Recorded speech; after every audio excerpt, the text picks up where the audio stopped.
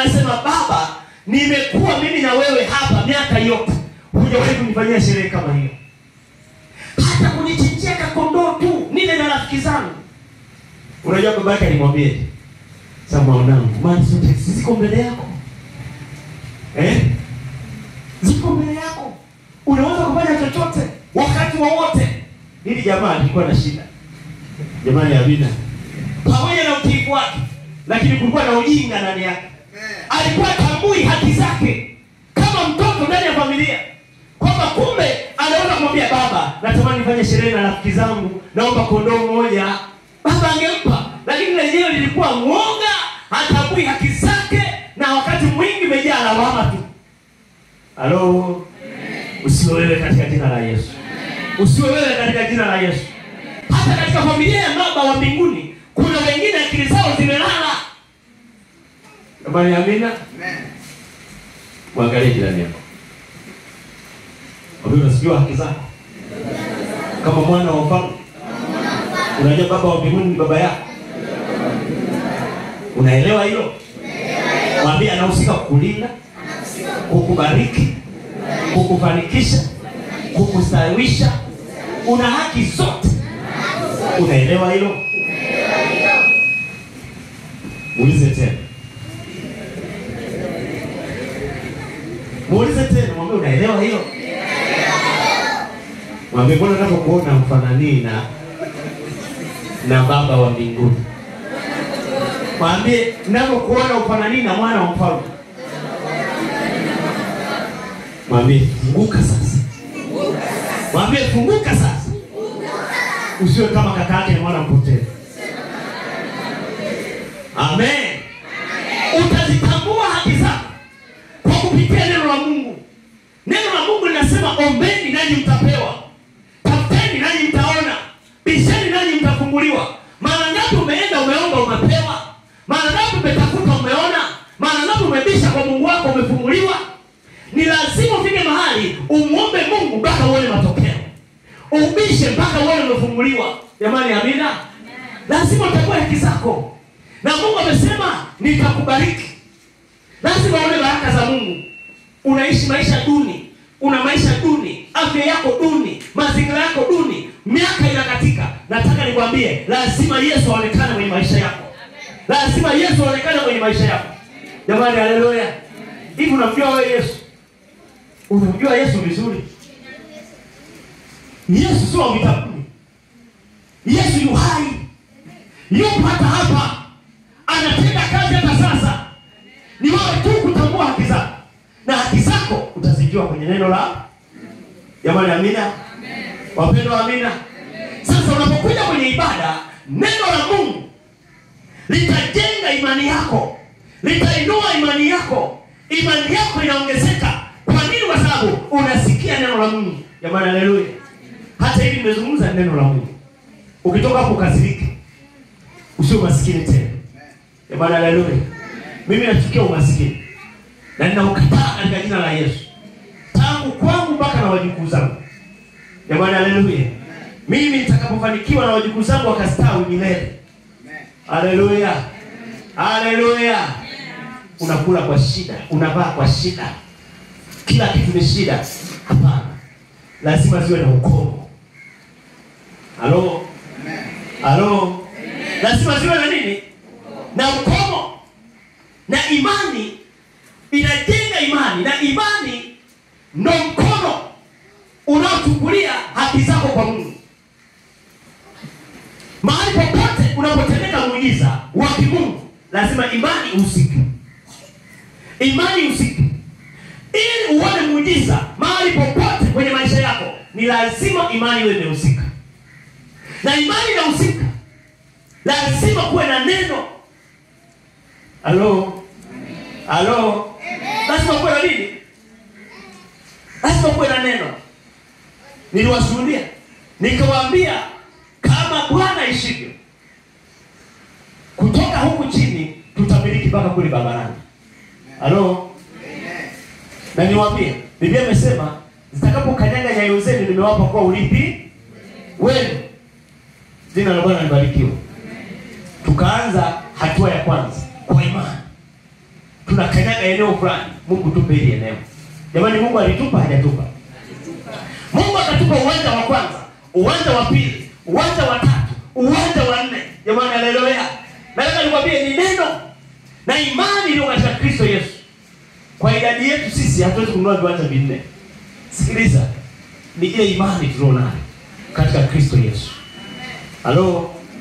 Wakati wanazungumza kwamba Mungu atatupa kumiliki baba kule juu, mimi mchungaji wako, kiatu kimepinda, sina uwezo wa kununua kiatu. Mimi mchungaji wako, sina uwezo wa kushona suti. Kama leo naweza kushona mabega haya yako huku, nimepewa suti na mtu mnene, mimi mwenyewe mwembamba. Bwana Yesu atusaidie sana. Lakini nilikuwa naona kwa imani kwamba Mungu atatupa kumiliki kule. Jina la Bwana libarikiwe. Wakati huo kiatu kimepinda, lakini nasema siku moja nitasimama na wapa lifti. Tashusha kioo. Halo, unaelekea kwa Olomi? Ni imani. Haleluya.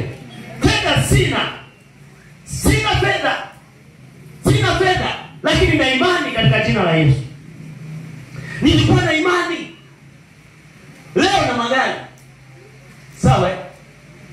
Leo na magari, lakini sikuwa na fedha. Nimeyapateje? Ni kwa sababu ya imani.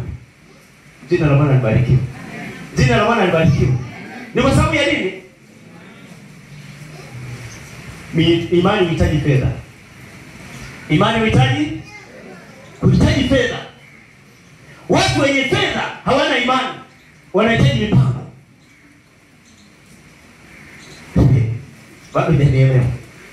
Bado hujanielewa. Watu wenye imani hawana hela, lakini wana imani kwamba Mungu atawatokea na Mungu atafanya na Mungu atawawezesha na watapata kwa jina la Yesu. Na watu wenye fedha wao wanahitaji mipango, kwamba nataka. Jamani, haleluya. Sikiliza, neno la Mungu litaijenga imani yako. Na hivi ninapozungumza, naijenga imani yako. Haleluya. Wangapi wanajengwa na imani? Haleluya. Mungu akubariki sana. Haleluya. Imani ni kila kitu kwenye maisha yako. Picha ulionayo katika ulimwengu wa roho ya maisha yako iingize kwenye imani. Halafu muamini Mungu kwamba mimi nitakuwa hivi katika jina la Yesu. Halafu Mungu atatenda kama vile unavyoona. Haleluya. Wapendwa, haleluya. Imani inakupa kuona kitu katika ulimwengu wa roho ambacho hakijatimilika bado, lakini ukiona kama kimeshakuwa. Ndivyo imani ilivyo. Na imani chanzo chake ni kusikia neno la Mungu. Haleluya. Hivi ninazungumza hapa, kuna watu imani zao zinaongezeka.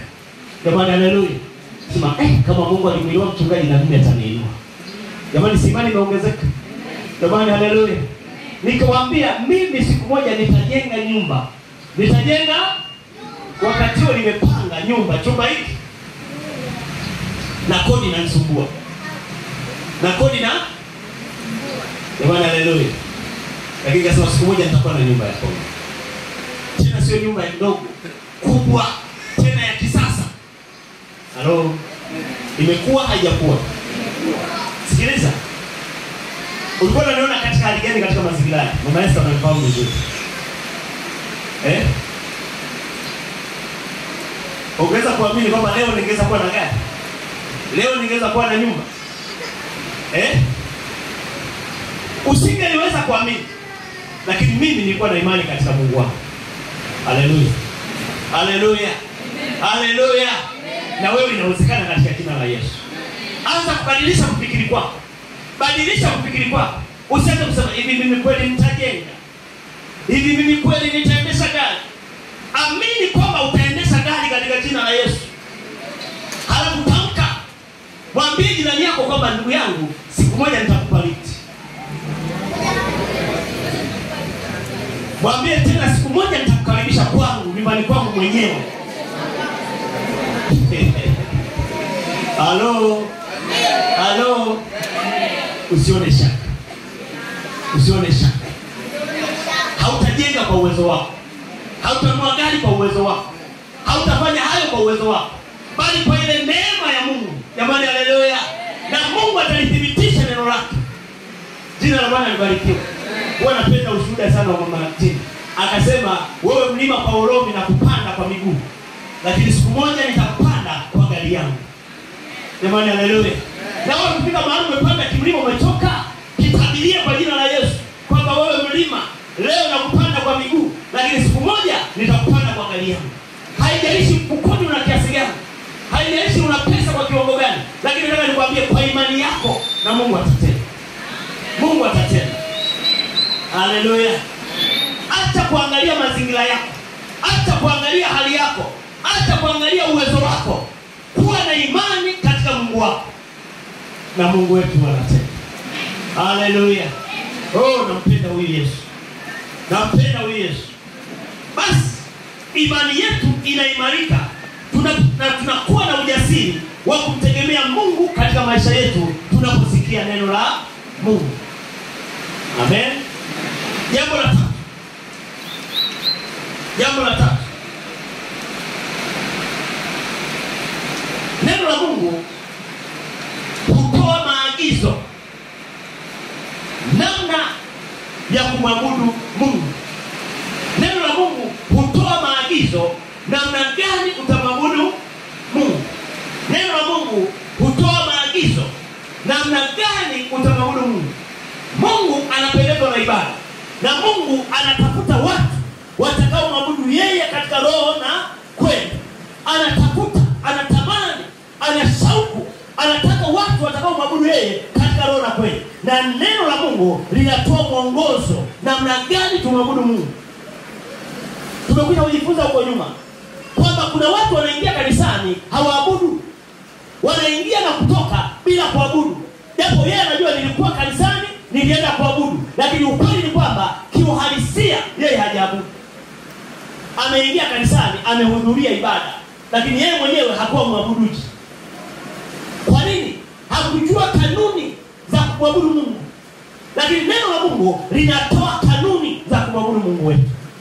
Haleluya. Andiko moja wapo hilo la Injili ya Yohana sura 4 mstari wa 24. Mungu anatafuta watu watakao mwabudu yeye katika roho na kweli. Neno linatoa mwongozo. Watu watakao mwabudu Mungu ni watu gani? Ni watu ambao wanatafuta kuabudu katika roho na kweli. Na ninapofundisha hapa kwamba kuabudu katika roho inahusisha hisia. Unapokuwa katika kusifu lazima uwe na hisia. Lazima uwe na hisia, na unapokuta hisia ni vyepesi kuingia wapi? Rohoni.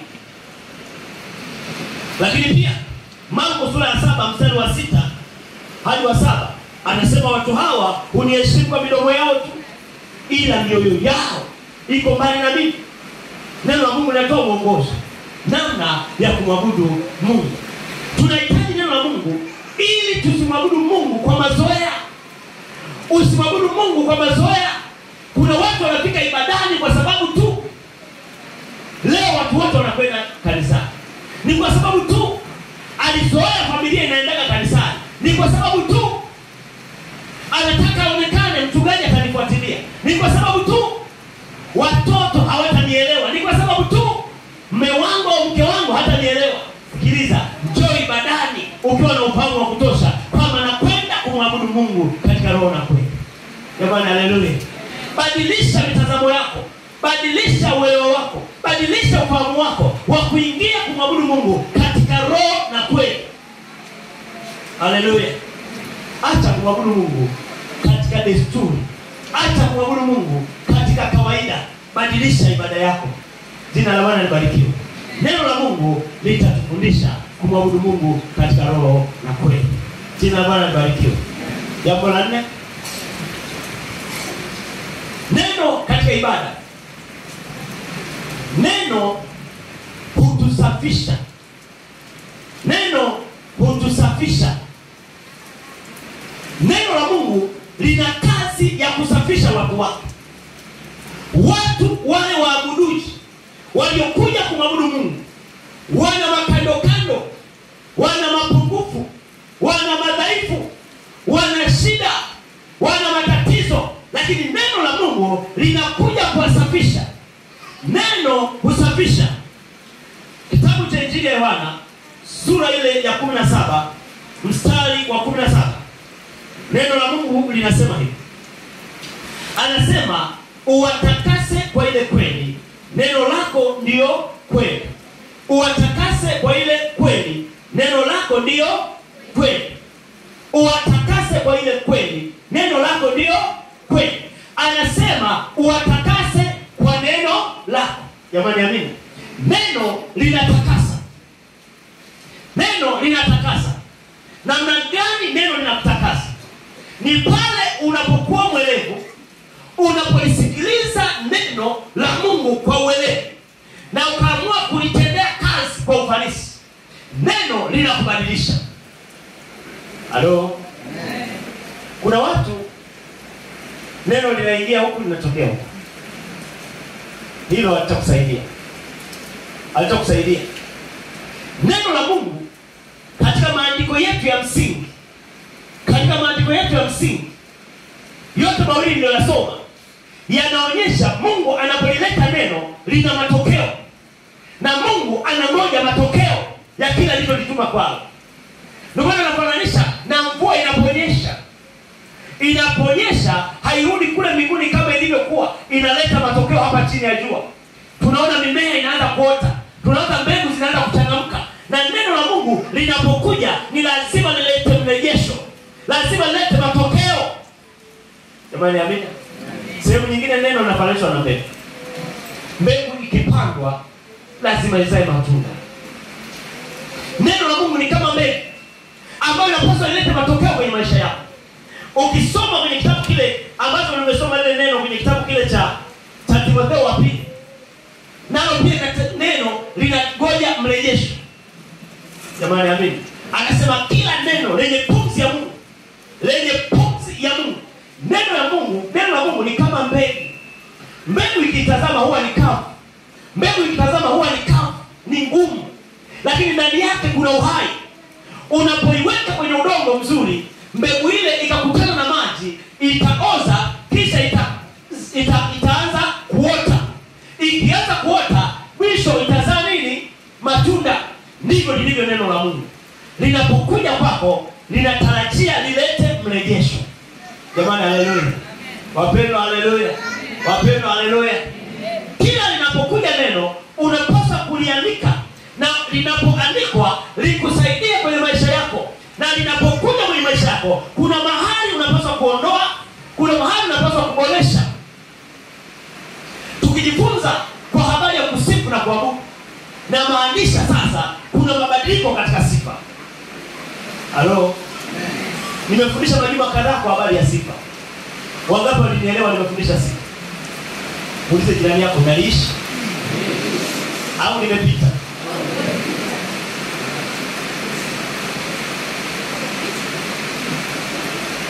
Neno lazima likubadilishe. Neno lazima lete tofauti kwenye maisha yako. Leo mimi ninaitwa mtaalamu. Naitwa mtaalamu.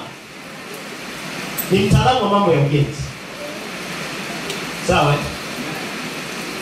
Lakini niliingia darasani. Na niseme tu kweli, sio kwa kujivuna. Mungu amenipa neema ya kufanya kwa ubora, kwa viwango vya juu. Kila mara ninapopewa fursa ya kufanya kazi na kuonyesha taaluma yangu. Amina. Nimefanya kazi kwenye taasisi za serikali. Amen. Huwa zinakaguliwa, lakini kila zilipokaguliwa watu walipata sifa. Halafu mrejesho nikapata. Nilifanya kazi jeshi kule kikosi cha anga. Halafu mkuu akaniita akasema, umetupa heshima kubwa jeshi. Haijawahi kufanyika kazi tukapewa sifa. Lakini wewe umesababisha tumepewa nini? Sifa. Nikafanya tena kwenye vyuo kadhaa hapa Dar es Salaam. Na nimefanya kule na wenyewe wakanipa sifa. Umetupa heshima. wamekuja wabunge, kamati ya bunge kukagua, wamesema kazi imefanyika vizuri. Haijawahi kutokea. Sasa nisikilize. Mimi nataka kusema, nilipokuwa darasani nilizingatia. Jamani, amina. Unaonaje kama nilipokuwa darasani nilikuwa vinaingia huku vinatokea huku? Halo? Vinaingia huku vinatokea huku. Nisingekuwa na taaluma. Nisingekuwa na taaluma. Unaonaje rubani ameenda kusomea urubani, halafu vinaingia huku vinatokea huku, halafu anapewa kujaribisha ndege? Halo? Unanipata sawa sawa? Hiyo ndege isingeanguka. Unaonaje mtu anaenda kufundisha udereva, anafundisha vinaingilia huku vinatokea huku, atasababisha ajali. Natoa vielelezo hivi nikiwa na maanisha hivi, neno la Mungu unapolisikiliza linapaswa lifanye kazi ndani yako. Unapopotea, hii ni kozi. Unapopokea kozi hii, ipokee ndani yako, halafu ifanyie kazi. Kila unapojifunza, ifanyie kazi. Usiwe msikiaji tu wa neno. Iweni watendaji wa neno. Biblia inasema iweni watendaji wa neno, msiwe wasikiaji tu. Kuna watu ni wasikilizaji tu. Ndio maana mwaka wa kwanza uko vile vile, hakuna mabadiliko. Mwaka wa pili uko vile vile, hakuna mabadiliko. Una mwaka wale ni kikongwe ndani ya Yesu, lakini hakuna mabadiliko. Mwandishi wa kitabu cha Waebrania anasema nipasa neno kuzungumza nini? Ilipaswa mwe walimu, lakini bado napaswa nilete maneno ya kama vile watoto wa nini? Kama vile watoto wachanga. Hamstahili chakula kigumu, maana hamkiwezi. Bado mnahitaji nini? Uji. Yaani kuna watu wana miaka ndani ya Kristo Yesu, bado wanahitaji uji wa kiroho. Bado wanahitaji uji wa kiroho. Hebu angalia jina lako vizuri tena. Anahitaji uji au anahitaji chakula kigumu? Kuna watu hawakui, bado ni watoto kiroho. Sikiliza, neno la Mungu linabadilisha. Unapojifunza neno la Mungu, kuna mambo ya kuondoa, kuna mambo ya kuyakuta, kuyaingiza kwenye maisha yako. Unasema hili nitaliacha, hili nitaliingiza, hili nitalitumia, hili nitalitumia, hili nitaliacha. Kuna mambo unang'oa, kuna mambo unayaleta, kuna mambo unayang'oa, kuna mambo unayaleta. Na unapofanya haya, utakuta mabadiliko siku hata siku. Halafu Mungu ataanza kuleta heshima hata heshima, nguvu hata nguvu. Utaanza kubadilika kwenye maisha yako na utakuwa na matokeo mazuri yenye kumtukuza Mungu. Kwa nini? Kwa sababu utakuwa unakuwa kiroho. Neno linatakasa. Ukiwaambia acha dhambi, unaacha. Ukiambiwa maombi, unaanza kuomba. Halo? Umefundishwa mara ngapi maombi? Mara nyingi, lakini huombi. Umefundishwa mara ngapi kushuhudia? Mara nyingi, lakini ushuhudii. Umefundishwa mara ngapi kutoa? Mara nyingi, lakini utoi. Umefundishwa mambo mengi, lakini wakati yule yule, ni kwa sababu linaingia huku, linatokea upande wa pili. Bwana Yesu atusaidie sana. Neno la Mungu ni la muhimu. Unapolisikiliza, lilete mabadiliko kwenye maisha yako. Nimefundisha kwa habari ya umuhimu wa ibada. Lazima utambue umuhimu wa ibada.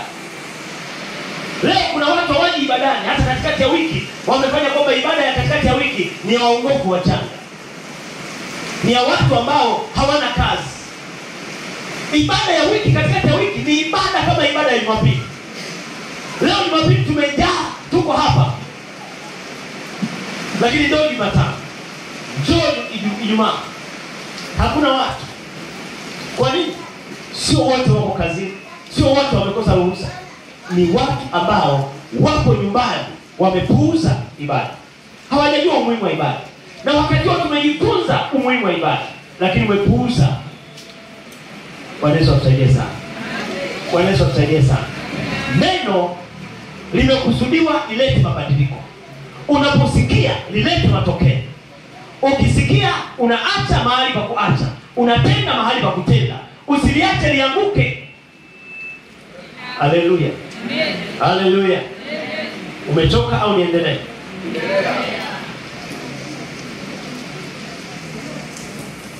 Neno linahitaji utii.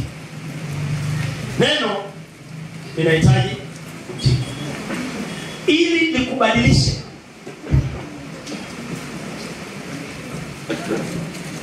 Neno linahitaji utii.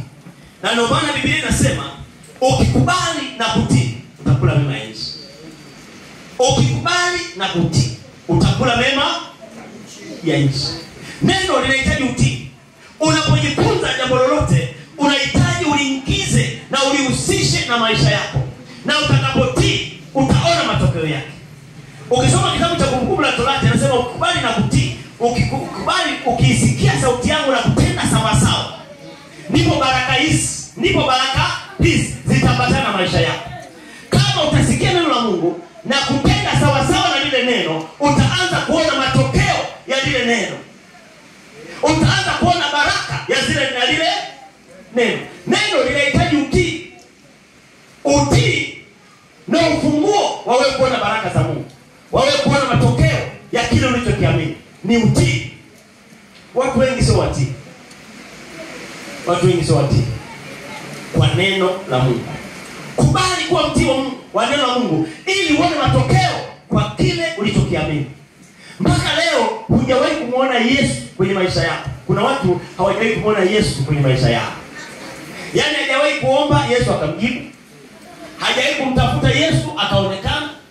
Hajawahi kubisha Yesu akamfungulia. Una miaka 5 ndani ya Yesu. Hujawahi kuona Yesu akikutetea dhidi ya wachawi. Hujawahi kuona Yesu akitoka pepo kwa kupitia wewe. Yesu akitoa pepo kwa kupitia wewe. Yaani hujawahi, yaani huna ushuhuda hata mmoja. Ni kwa sababu tu hujakubali kulitii neno la Mungu. Nasema na mtu. Hujakubali kutii neno la Mungu. Kumbe unapotii neno la Mungu linaleta baraka, linaleta matokeo. Na ili uone matokeo ni kubali kutii neno la Mungu. Siku moja tunasafiri kutoka Iringa. Kulikuwa na changamoto ya usafiri. Mabasi yamejaa na mimi sikujua na natakiwa nirudi, nilikuwa narudi shuleni wakati nasoma sekondari. Sasa nimepata petrol tank. Ndio kuna nafasi. Nilipopata lile gari, tumekuja mpaka maeneo fulani ya Mikumi huko mbele. Bango likasema barabara imezibwa, pita kulia. Pita kulia. Huko kulia kuna barabara ya vumbi imetengenezwa ya muda. Sasa dereva akiangalia mbele hakuna kitu. Kwa hiyo akaamua kuendelea kupiga nini? Mwendo. Kapuuza lile bango. Tulipoenda mbele, ashukuriwe Bwana ilikuwa ni mchana. Tunafika mbele hakuna daraja kabisa. Limeondolewa daraja kabisa. Hakuna daraja. Alafu ni petrol tank ni refu nyuma. Unajua ilibidi tuanze kurudi mpaka pale tulipotakiwa kuchepuka. Tulipotakiwa kugeuza hawezi. Ilibidi aanze kupiga levers kutoka pale tulipokuwa mpaka pale pa kurudia. Na ni mbali, sikumbuki kilomita. Jamani, Bwana Yesu atusaidie sana. Mimi nataka kusema utii. Alipaswa kutii ile bango. Hapa tuna kitu ambacho mimi na wewe tunapaswa kutii. Nataka nikwambie kuna watu hawataona mbingu hapa. Yaani mbingu hawataziona, lakini kumbe kuna kitu kinatuelekeza kikwao. Wajibu wetu ni kutii. Kuna watu hawaoni matokeo, hawajawahi kumuona Yesu kwenye maisha yao, ni kwa sababu tu wameacha kutii. Hapa kuna watu hawajaona ushindi, hawajaona baraka, hawajaona manufaa ya wokovu mpaka leo, ni kwa sababu tu wameacha kutii. Hebu rudi kwenye utii. Halafu tutaanza kumuona Yesu kwenye maisha yao. Halo? Halo? Halo? Niendelee na jambo la mwisho. Neno hutoa mabadiliko katika maisha. Neno hutoa mabadiliko katika maisha. Waefeso sura ya 4. Waefeso sura ya 4 mstari wa 12.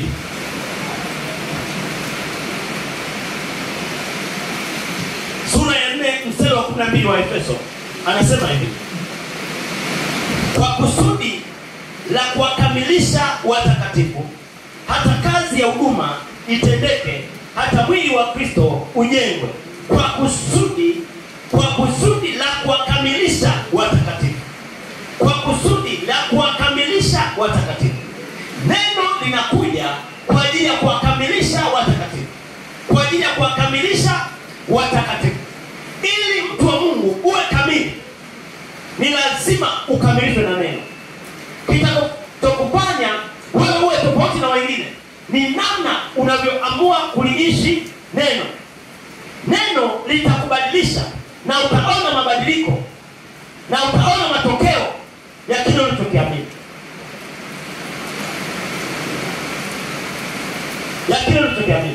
Neno linabadilisha. Timotheo wa 2 ile sura ya 3 amesemaje? Amesema kila andiko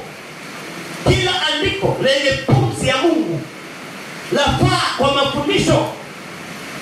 Kila andiko, niweke hapo, kila neno la Mungu lafaa kwa mafundisho. Alafu nasema kuwaonya watu makosa yao. Kuwaonya watu makosa yao. Alafu jambo lingine anasema na kuwaongoza. Lakini jambo lingine anasema na kuwaadibisha katika haki. Hiyo ni kazi ya neno la nani? La Mungu. Alafu mstari wa 17 anasema hivi: ili mtu wa Mungu awe kamili, amekamilishwa apate kutenda kila tendo jema. Ili mtu wa Mungu awe kamili, amekamilishwa apate kutenda kila tendo jema. Kumbe neno la Mungu linatubadilisha. Haleluya. Wapendwa, haleluya. Ruhusu neno la Mungu likubadilishe. Neno la Mungu litakubadilisha. Ukikubali na ukaruhusu neno la Mungu likabadilisha maisha yako, utakuwa na matokeo ya kimungu kwenye maisha yako, na utatembea katika hali ya miujiza kwenye maisha yako. Na wewe utamwona Mungu asubuhi, utamwona Mungu mchana, utamwona Mungu jioni, utamwona Mungu katika majira ya mchana, majira yote ya mvua, majira yote ya jua, majira yote ya harakati zote, utamwona Bwana. Jamani, haleluya. Wapendwa, haleluya. Mungu ataanza kuonekana kwenye maisha yako. Wewe ruhusu neno lio linafanya kazi kwenye maisha yako. Jamani, jina la Bwana libarikiwe. Jina la Bwana libarikiwe. Jina la Bwana libarikiwe. Neno hutoa mabadiliko. Nilipokubali kunyenyekea, nikakubali kumfuata Yesu, nikakubali kuliishi neno likanibadilisha. Halo. Kilichonifanya hivi leo nilivyo sio kitu kingine, ni neno la Mungu. Leo naaminika kwa ngazi zote ni kwa sababu tu ya nilikubali neno la Mungu linibadilisha. Jamani, amina. Hivi picha unayoona leo sio picha niliyokuwa nayo miaka 20 na 30 ya nyuma iliyopita. Nilikuwa mtu mwingine, lakini neno lilinibadilisha. Leo naitwa mtumishi wa Mungu ni kwa sababu ya neno limenibadilisha. Leo naonekana ni mtu ambaye anafaa, lakini neno limenibadilisha. Jamani, amina. Wapendwa, amina. Wenzangu leo wengine wamekufa, wengine wameharibikiwa, wengine wana changamoto nyingi, lakini mimi leo nafurahia maisha ndani ya Yesu Kristo. Kilichofanya haya yote ni neno la Mungu, limenibadilisha. Unapokuwa hapa kanisani, kubali neno la Mungu likubadilishe. Usikae hapa kanisani umeziba masikio yako.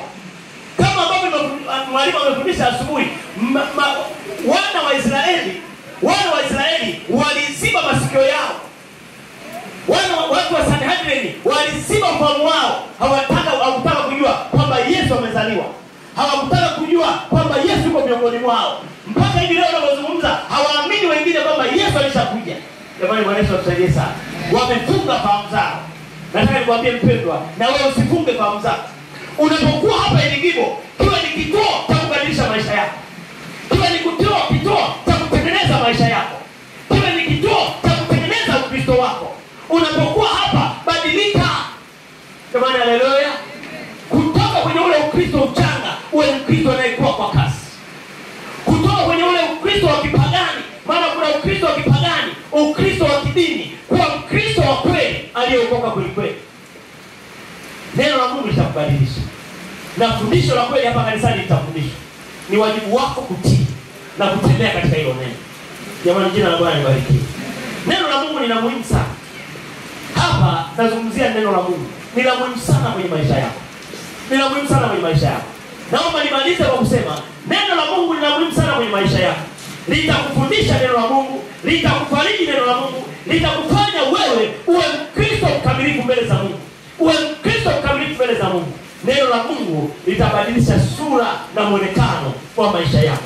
Ni wajibu wangu leo, ni wajibu wako leo kuliheshimu neno la Mungu, kulitii neno la Mungu, kuliishi neno la Mungu na kutembea sawa sawa na neno la Mungu. Ni wajibu wako wewe Mkristo. Chagua kuliishi neno la Mungu. Chagua kulifuata neno la Mungu. Mtu mmoja akasema haiwezekani kuwa mlokole duniani. Nasema inawezekana kuwa mlokole duniani. Hakuna kitu kigumu kwenye Biblia kutii. Hakuna kitu kigumu kwenye Biblia kutii. Labda uniambie wewe baba mchungaji, kuna vitu vigumu humo vya kutii. Nataka nikwambie hapa, utatii kila kitu na utaona manufaa yake. Lipa gharama ili uone matunda. Lipa gharama ili uone matokeo. Na gharama yake ni kukubali kutii. Na Biblia inasema ukikubali na kutii, utaanza kula mema ya nchi. Haleluya. Unataka kula mema ya nchi? Rudi kwenye neno. Tembea kwenye neno. Liishi neno na utamwona Mungu. Na Mungu akubariki. Naomba tusimame tukaombe kila mmoja. Mwambie Mungu nisaidie. Niwekee roho ya wepesi wa kutii na kuliishi neno lako. Niwekee roho ya wepesi wa kutii neno lako na kuliishi neno lako.